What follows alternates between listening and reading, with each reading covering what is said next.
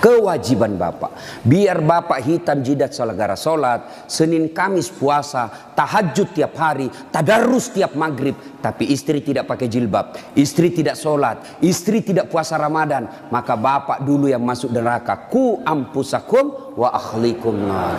Itu makanya bapak didik istri. Bagaimana cara didik istri? Karena kita tidak punya waktu yang banyak, lebih banyak di jalan, kasihan. Bagaimana cara didik istri?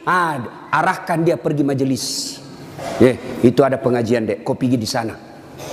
Bagaimana lagi caranya? Paling gampang, bapak tidur peluk-peluk dia, baru putarkan ceramahnya Dasat Latif. Judulnya apa? Kewajiban istri kepada suami. Sayang ke nonton kita. Langsung enak bapak, karena kalau bapak nasihati istri tidak masuk di akalnya. Tidak masuk, ya kan? Karena bapak lebih sering tipu istri daripada. Bagaimana dia percaya? Kita juga ibu, bagaimana tidak ditipu ki? Karena suka ki marah-marah. Jujur ki, marah kok ya lebih baik dibohongi kok supaya senang perasaanmu. Kenapa kau bohong? Selama ini kau bohong. Ku sayang kau, tidak mau kau luka perasaan. Kau bohongi kau. Sekarang kau tahu ya itu takdir burukmu. Kan kita terpojok ki jadi bohong maki. Sama saya ada temanku SD, masih selalu kena telepon sampai sekarang. Cinta-cinta monyet dulu di kampung. Setelah saya lihat banyak viral, tambah populer kila dase. Itu di Makassar gitu nama aku Dasat Latif. Kalau di kampung Ladase.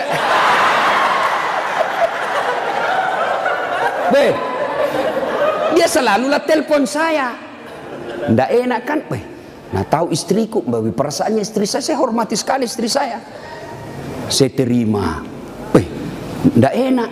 Saya blokir. Nah bilang kak nanti sombong. Terpaksa ku tulis di situ HP ku namanya penjual batu bata. Jangan kau shooting ibu, nanti sampai sama istriku. Bunyi itu telepon. Nah lihat istriku, Ustaz, ada panggilan tak? Dari siapa sayang? Penjual batu bata. Wah. Saya bilang, dia bilang, saya angkat. Oh jangan kau angkat, tagihan. Nggak cukup uangku itu. Istriku kalau bilang uang, nggak mau dia karena nanti uang belanjanya saya ambil. Jangan angkat. Jangan angkat Ustaz, jangan maki, belum cukup uang. Selamat saya. Satu ketika saya pulang ceramah, bikinlah saya teh. Kan saya bikin sendiri. Saya tahu, oh sudah. Saya minum, kenapa nak asin ini?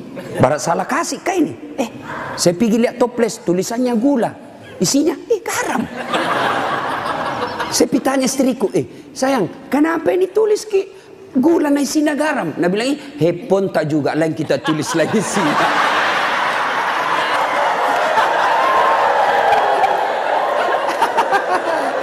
Ibu, sudah tahu rumusnya toh? Pak, jaga istri kalian, jaga. Gimana caranya? Ajari terus, nasihati terus. Tapi bapak tidak mungkin bisa didengar istri kalau bapak saja kelakuannya tidak baik. Tidak mungkin. Maka untuk menjadi baik kepada istri, bapak dulu yang harus bagus. Bapak dulu yang kasih contoh sholat 5 waktu. Kalau perlu bangun subuh-subuh sama-sama. Sayangku, yuk peluk dengan baik, cium pipi. Nah bilang apa aja dia mau dicium sas ngoro mak bau tong bebenya Ustaz. Pak, kalau perlu bapak angkat itu istri. Salat subuh sayang, bareng-bareng, salat jamaah. Meskipun bapak pangkat paling rendah di Polres, tapi ibu bapak lakukan itu mulia di hadapan Allah. Angkat istri, ayo sayangku, salat bareng-bareng, berjamaah, bapak imam, istri makmum. Jangan baca yang susah-susah. Yang pendek-pendek saja, ya? Karena yang susah-susah nanti tidak mau sampai. Nak baca Al-Kafirun, wala antum abiduna ma a'bud, wala ana abidum ma abattum, wala antum abid. Mulai curiga istrinya. Wala antum abidu, wala ana abidum. Pas selesai sholat, ibu juga kalau selesai sholat kasih semangat suami. Sabar Ki Pak, memang begitu kalau baru pertama orang sholat. Insya Allah ke depan tidak. Jangan malah dimaki-maki. Bodoh memang kau ini polisi dongo. Apa kau tahu kau bilang? Nah bilang suami tak jamin lagi sembahyang deh. Kau sudah. Bu, pulang suami tak ibu. Kita tahu sudah mau masuk maghrib. Datang suami tak sudah sediakan sarungnya. Sediakan kopiahnya, sediakan bajunya untuk sholat, baju koko. Begitu datang, Deng, mandi Ki, ini kita pakai sholat maghrib. Ayo kita pergi sama-sama di masjid. Nyaman ibu, suami istri jadi polisi, dapat gaji tiap bulan. Kalau begini kita lakukan, bahagia hidup tak. Meskipun kita tak putar-putar saja di sidrap. Enak Pak. Ini istri suka ngomel, suami tukang tipu, kredit tidak pernah berhenti. Kapan enak hidupmu? Ayo, maka perbaiki ini, saling menjaga. Suami nasihati istri, istri ingatkan suami. Itu rumah tangga yang bahagia. Dan yang ketiga kata Nabi, ucapan yang beliau keluar dari bibirnya, ummati, ummati, ummati, umatku, umatku, umatku. Begitu sayangnya sama Nabi. Sayang Nabi sama kita. Nabi tidak mengucapkan Khadijah, Khadijah, Khadijah. Tidak. Nabi yang diucapkan ummati, umat kita.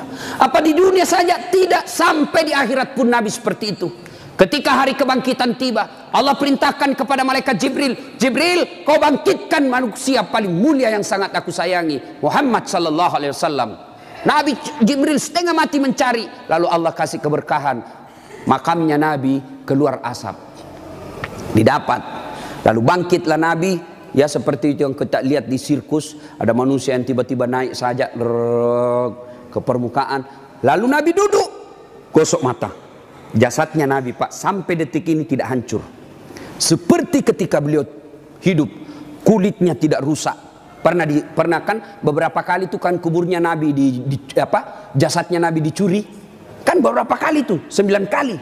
Dan jasadnya pun sudah ratusan tahun meninggal, masih sama. Nah, bangun Nabi, gosok matanya. Lalu Nabi buka, nampak Jibril di depannya. Lalu Nabi berkata, Jibril, hari apa ini? Ya Muhammad, inilah hari kebangkitan yang pernah Allah janjikan kepadamu. Kira-kira kalau bapak bangkit seperti itu, bapak cari siapa? Mana kasihan anakku? Oh, mana itu istriku yang baik sekali? Apa Nabi cari keluarganya? Tidak. Nabi tidak berkata, mana bapakku, rindu saya mau melihat bapak saya yang tidak pernah saya lihat wajahnya. Tidak. Siapa yang Nabi cari? Aina ummati. Jibril, mana umatku? Kita yang dicari Nabi Pak. Bayangkan, begitu cintanya Nabi kita.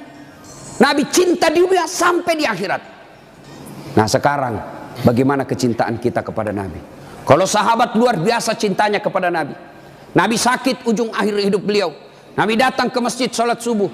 Selesai sholat subuh, Nabi lalu naik pidato. Saudara-saudara sekalian, kita sudah bertahun-tahun membela agama Allah, hidup bareng bersama. Tentu ada yang pernah saya sakiti, baik yang sengaja maupun yang saya tidak sengaja. Kalau ada yang pernah saya sakiti dan saya tidak tahu, tolong balas hari ini.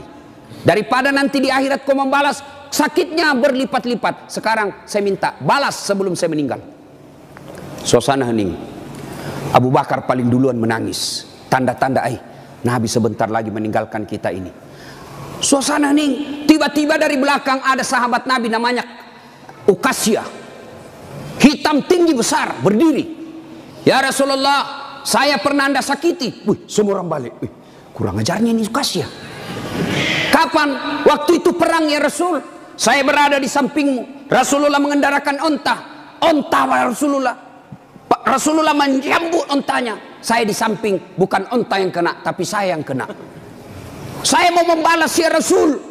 Semua kurang ajar. Nabi lagi sakit mau membalas. Umar berdiri. Ukasya, kalau gatal tanganmu ingin mencambuk, saya kau cambuk sampai mati. Jangan Rasulullah.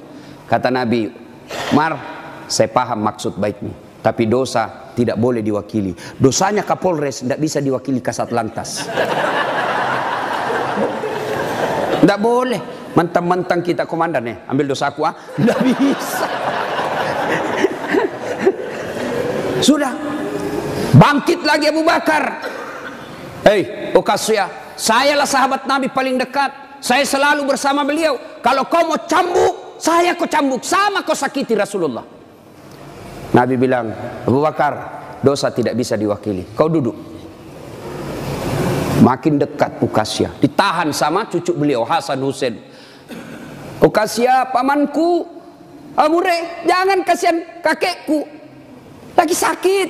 Saya kau cambuk kalau mau. Sama Rasulullah, saya kau cambuk.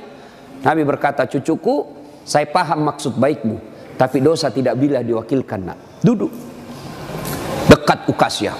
Ya Rasulullah, waktu Anda cambuk saya tidak pakai baju. Supaya adil, buka bajumu. Semua orang tambah kurang ngajar ini Uqasyah. Di depan Nabi satu-satunya pertama kali disuruh buka baju.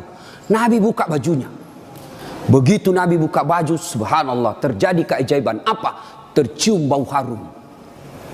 Bahkan ada sahabat Nabi, Nabi lagi tidur berkeringat. Dia ambil keringatnya Rasulullah satu tetes, dan itu dia bilang, saya tidak pernah mencium seharum baunya Rasulullah keringatnya.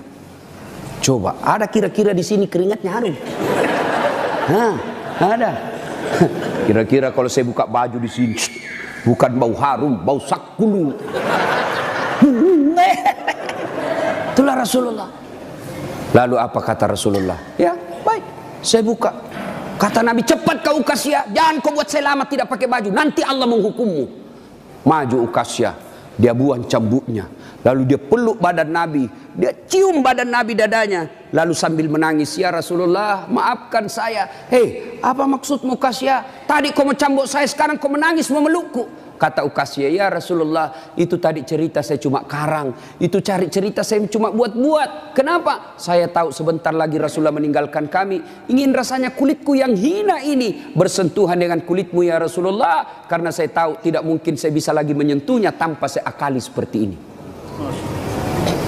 Ya Rasulullah, mau sekali nih kulitku yang hina menyentuh kulitmu yang mulia. Pun kalau saya nanti masuk surga belum tentu sama kita punya kelas. Saya ingin menyentuhmu ya Rasulullah. Saya ingin merapatkan badanku dengan kulitmu yang mulia ini ya Rasulullah.